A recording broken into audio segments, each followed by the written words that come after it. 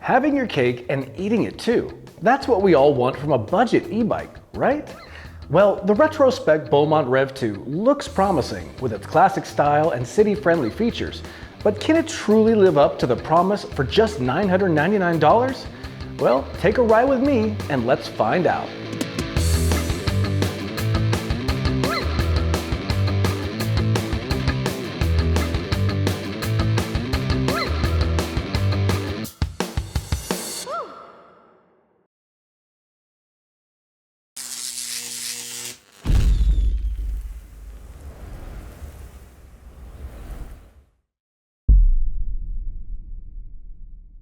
Hey there, pedal peeps, and welcome to Electric Bike Report. I'm Mike East, and before we jump into the details of the Beaumont Rev 2, please subscribe to the channel and like this video. It really does help the channel grow, and it makes sure others just like you can find the same information.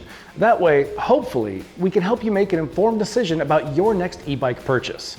Okay, with that out of the way, let's get into the good stuff. In a world where everything seems to be getting more expensive, I'm always happy to see brands trying to make worthwhile, affordable products. And the Beaumont Rev 2 here is just $1,000. So first up, the bike is comfortable. We spend a lot of time on bikes here at EBR, which means we can spot a comfy or not so comfy ride pretty quickly. Well, I put some serious miles on the Beaumont Rev 2 this week, and from the very beginning, it just felt right in the comfort department. I like these Compass 27.5-inch city tires and the wide cushioned leather seat. Those two paired up to make for a smooth, enjoyable ride that had me wanting to stay out there for even longer. But what good is comfort and price if the bike doesn't look good?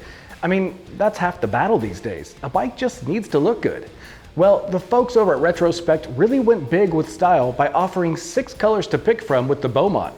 Right here we have the eggshell color, and you can check them out for yourself at our pricing link down in the description. Personally, check out the matte graphite. To me, it looks very sweet. Either way, no matter what your style is, you can likely find a color from their lineup that matches your taste. Okay, enough praising and pricing and style. Let me talk about a rundown of the rest of the Beaumont Rev 2 specs, and then we'll dive into the real testing data.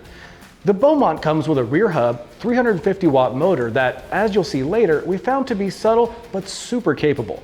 The battery is made by Samsung and is 36 volts, 10.4 amp hours, making a total of 360 watt hours. The brakes on the Beaumont are Tektro mechanical disc brakes paired to a 2-piston caliper with 180mm rotors. Now, this bike does not have any suspension, but don't let this fool you. To me, this bike was really comfortable, almost surprisingly comfortable. Between the tires and the seat, I could have easily spent all day cruising, but more on that later. So the Beaumont only comes in one frame size that the folks over at Retrospect says will support riders between 5 foot and 5'10". But here at 5'11", I spent hours on the bike, and like I said earlier, not only did it fit me, but it was definitely comfortable. Are you noticing a theme here? Up in the cockpit, you have a simplistic approach which falls in line with the lower price point. On the left, you have a push throttle and a control panel with LED light bars so you can track your current battery and pedal assist levels. Which, if I'm being honest, I found to be a bit awkward to use, but we'll cover that a bit later on. This bike also has some surprisingly nice practical perks of a city bike. Little touches here and there like the rear rack, which holds up to 22 pounds, front and rear fenders to manage those wet rides, a chain guard to keep your pant leg grease-free, and front and rear lighting that's powered with AA batteries, which we sort of wish one or both of those lights could have been powered by the bike's battery.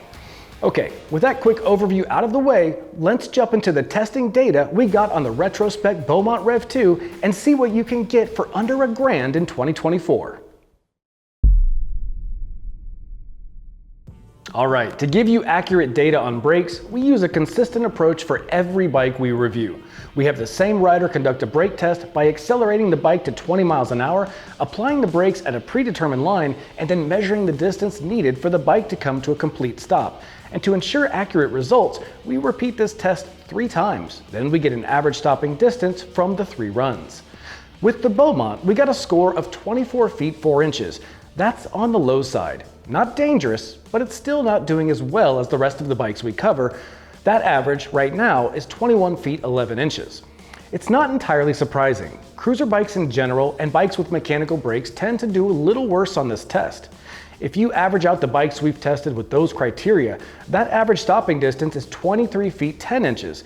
Hopefully, Retrospec can help the bikes move closer to the class average somehow moving forward. But there are some positives. These brakes are easier and less expensive to maintain in the long run, and here at EBR we like and trust the longevity of Tektro. Also, these bikes aren't exactly the ones you downhill race on, so if you're just enjoying a cruise, you'll be fine. Overall, the Retrospec Beaumont Rev 2's braking performance left us satisfied.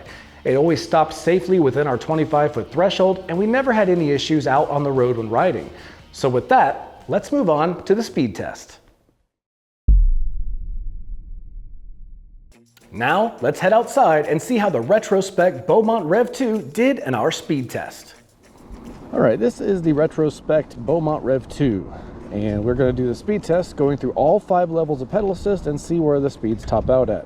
Now I'm currently in 3rd gear, just kind of doing a relaxed pedal, and I'm not using any pedal assist at all.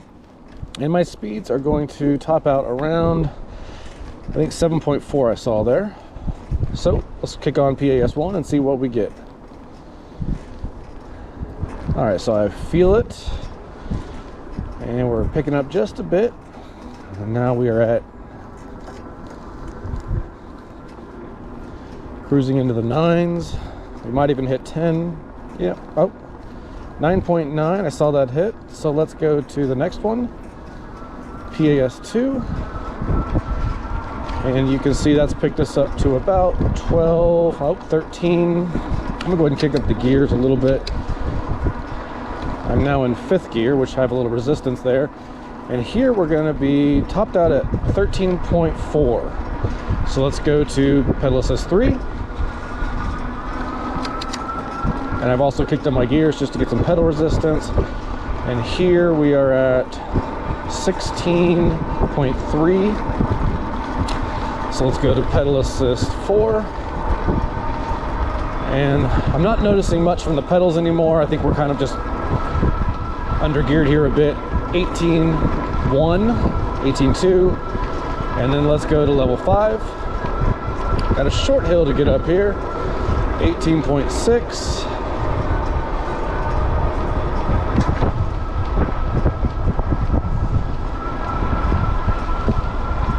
18, 19, oh, 19.2, 19.5.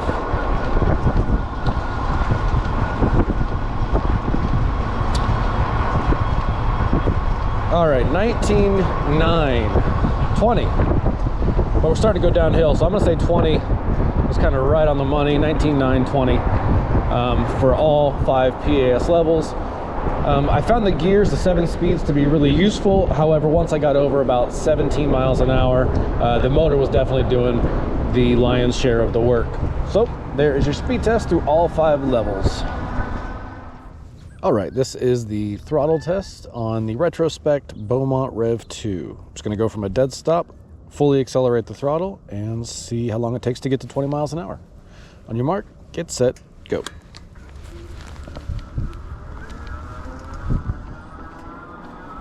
10, 13,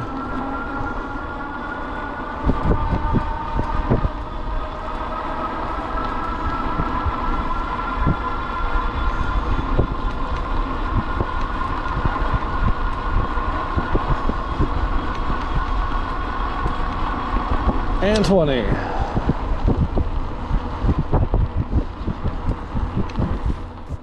So to recap, starting off, I don't use any pedal assist and I just pedal at a casual pace, typical of riding a cruiser bike. Here, my speed averaged around 7 to 8 miles an hour. Moving up to pedal assist level 1, the bike reached 10.5 miles an hour, a slight boost from my natural pace.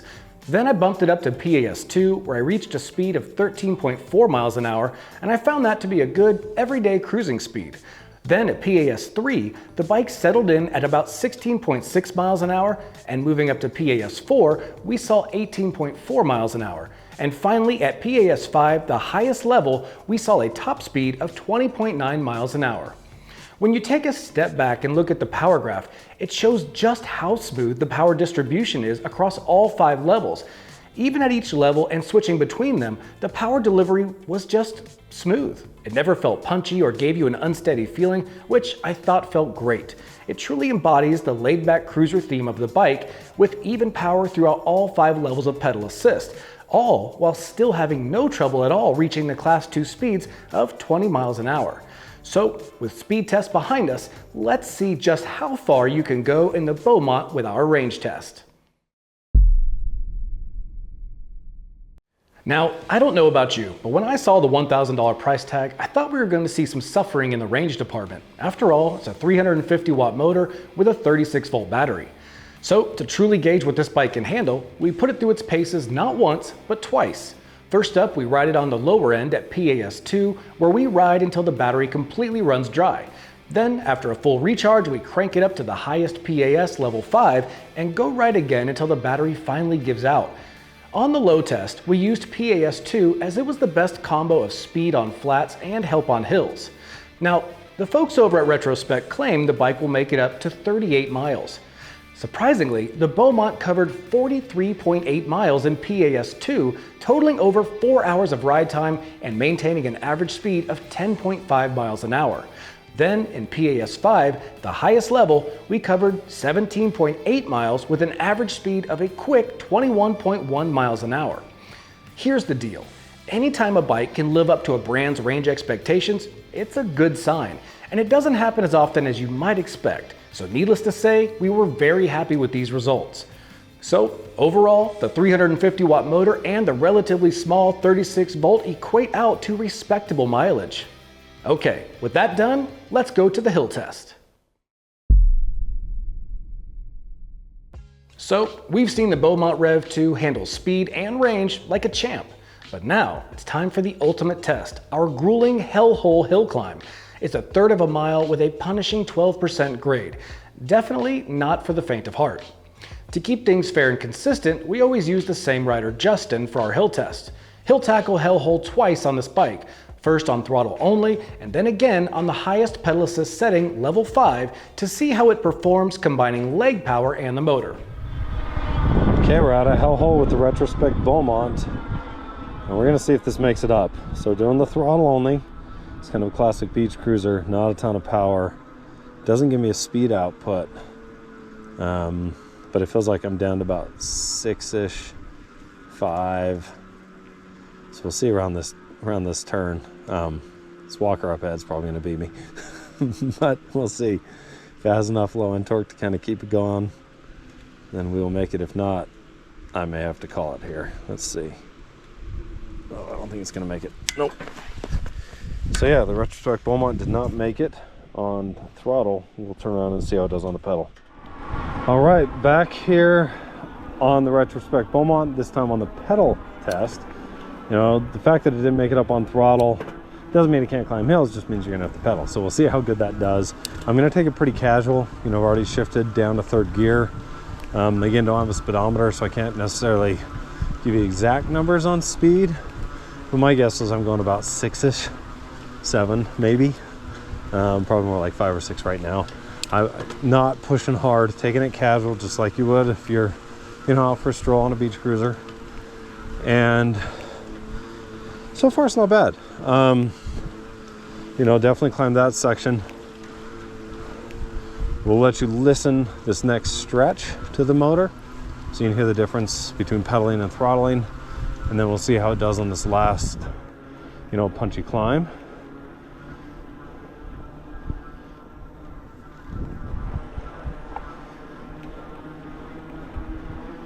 So the motor's fairly quiet, has a hum, but I'd say average to below average. I guess you didn't hear it on the throttle because it didn't make it, but felt about the same. Maybe a little bit louder on throttle. Yeah, I just shifted down to 1st gear, and no, it's not the speed demon, but I didn't have to put many of my own watts into those pedals just to turn it and keep it climbing. But I did start out in about 6th gear, went down to 1st. Now I'm in 2nd, and so yeah, as you can tell, you can't throttle up, but you can pedal up something this steep. And I think the biggest point that I want to make sure you know is, as long as you just keep a decent cadence, if you have to shift down to first gear, shift down into first, you're going to make it up just fine. Not out of breath, even riding casually. Okay, so those results were pretty much as expected. On throttle alone, the Beaumont couldn't make it up hellhole. But here's the good news. With pedal assist, Justin made it up in 1 minute and 54 seconds, and it looked fairly easy. Now, for some context, we've tested a bunch of 350 watt motors, and none have made it up this hill on throttle power alone. Cruisers are typically built for comfort, not pure power, and so these results are pretty much on par with similar bikes in this category. If your neighborhood is seriously hilly, you might want a bike designed for more hill climbing focused power. A higher torque motor will make a big difference on those steep inclines. But if you live somewhere with relatively flat or with maybe just a few rolling hills, the Beaumont Rev 2 will likely handle your rides just fine. It did make it up hellhole after all, with a little rider help. Cruisers are about a relaxed, enjoyable experience, not conquering mountains. So match the bike to your terrain and you'll likely be much happier with your choice. All right, and our final ride, let's take a look at how the Beaumont Rev 2 rides and feels. We'll chat about the riding position, the overall fit, the tires, and how the motor feels when pedaling. Then we'll head back in here and wrap it up. Right, this is the Retrospec Beaumont Rev 2, a pretty classic cruiser bike, Dutch cruiser style, with an upright seating position. And up front here we have a nice swept-back handlebar design, and it is adjustable for reach, so you can go ahead and adjust it away from yourself or further towards yourself, depending on what fits best for you. And there is no suspension on this bike. However, being a cruiser, you don't really expect to see suspension, and frankly, there is a wide leather saddle on this that's got really good cushion and springiness to it, and frankly, I think it's actually riding really comfortable for having no suspension at all. Down below we have Compass tires, and they are sized at 27.5 by 2.4 inches, and they have a semi-slick kind of city pattern and nice retro looking brown sidewalls to them. As far as the motor and pedaling it and how it feels, this is a cadence sensor activation, so basically when I start pedaling, it sends signal to the motor, and the motor just kicks on, and when I stop, the same thing in the opposite direction, it'll send a signal and kick it off. So you kind of get all or nothing with the motor, but I do notice that in each PAS level, it's actually very smooth and subtle acceleration. It's not jumpy or jerky like you might find on a different class of bike. I think they did a good job with the motor controller being nice and subtle through each PAS level. And so although it is a cadence sensor, it actually is tuned in a manner that is pretty consistent with a cruiser overall. Generally speaking, the bike is comfortable to ride. It handles very well thanks to this kind of compact handlebar up front here. It just makes it easy to kind of navigate, and I enjoy riding it. It's a comfy bike, and we'll head back in and wrap this up. So, Retrospec keeps things straightforward in the cockpit. No fancy LCD screen here, just a practical, no-frills battery and pedal assist indicator. However, there's one thing I noticed. The thumb throttle sits right next to the pedal assist buttons, and while this placement might seem fine at first, I found myself confusing the two when trying to adjust my assist level on the fly. This meant taking my eyes off the road to double check my thumb placement. Overall, it's a minor issue, and some of you might not even notice. However, I'd personally prefer a layout that feels more intuitive or natural without just moving the pedal assist controller down the bar, because then it would just be too far away. And I don't know the right answer, so I'll leave that up to the designers. But it seems like a simple fix that shouldn't impact price, if much at all. And like I mentioned in the video, the motor kicks in with smooth, subtle power that's actually pretty impressive. It'd be a great option for those of you who haven't ridden in a while and might feel a bit hesitant about the power of an e-bike. That low 19-inch step-over height makes getting off and on a breeze. And with the motor's smooth power delivery, it builds confidence without feeling overwhelming. When it comes to the 7-speed Shimano Tourney drivetrain, it works well overall, but I'd love a wider gear range at the back. I found at speeds above 15 or 16 miles an hour, my pedaling cadence gets so fast that I'm basically ghost pedaling and not really adding power. And I can't wrap this up without praising the comfort factor again. Those 27.5 by 2.4 inch tires and that big cushy leather seat are just a fantastic combination. It does a great job of soaking up the bumps and keeping the ride smooth. Okay, once again here at EBR, we've covered a lot. So what's the takeaway from all this? And more importantly, would we recommend this bike? For us, it comes back to bang for the buck, especially when you start tossing around the word budget anything. Sure, some things can cost less, but does it deliver what you want it to and do it well? Overall, this is a solid bike for $1,000. It has certain trade-offs, but for those who want a simple and effective ride, it'll get the job done. And it's cool to see a lot of color choices that match your style. So, remember that question from the beginning, can a budget e-bike really give you everything? With the Retrospec Beaumont Rev 2, you definitely can have your cake and eat it too. It's a fun, capable, comfortable ride that looks great and goes the distance, all while being incredibly affordable, especially in today's pricey e-bike market. All right, my friends, don't forget to subscribe. That's going to be a wrap for today, and we'll see you in another e-bike review.